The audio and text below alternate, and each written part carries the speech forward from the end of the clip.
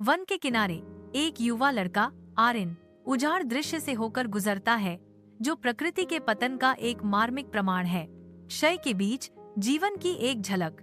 एक घायल लोमड़ी लयरा दर्द से चिल्लाती है, उसकी सिसकी शांत जंगल में गूंजती है। एरिन का हृदय सहानुभूति से भर जाता है, क्योंकि वह धीरे से लायरा को उठाता है। उसकी आंखों में गहरी करुणा झलकती है।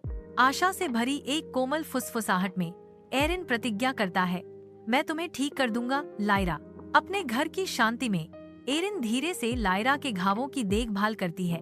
एक नरम रोशनी उनके साझा स्थान को रोशन करती है। जैसे जैसे लायरा ठीक होती है, उनके बीच एक गहरा बंधन खिलता है, जो कोमल देखभाल के क्षणों से पोषित होता है।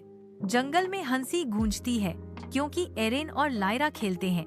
उनकी खुशी दोस्ती का एक ताना बाना बुनती है। हाथ में हाथ डालकर वे जंगल में और गहराई तक भटकते हैं। उनके कारनामों से दोस्ती और भरोसे की कहानी बनती है। भावुक ईमानदारी के एक पल में एरिन लिरा को देखता है और फुसफुसाता है, तुम मेरी सबसे अच्छी दोस्त हो लिरा। लायरा करीब से फुसफुसाती है। उसकी आंखें अटूट वफादारी और प्यार का मौन वादा दर्शाती हैं।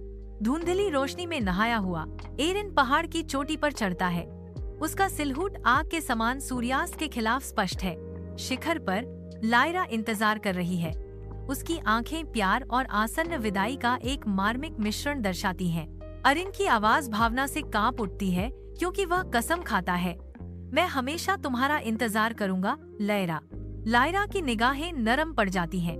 वादे की एक मूक स्वीकृति जैसे उसके आसपास की हवा झिलमिलाती है। एक लुभावनी परिवर्तन में लायरा जुगनुओं के एक घूमते हुए नक्षत्र में घुल जाती है। उसका सार शाम में बिखर जाता है। जुगनुओं का आरोहण उनके अलौकिक चमक से जंगल को रोशन करता है। एक अंतिम चमकदार अलविदा।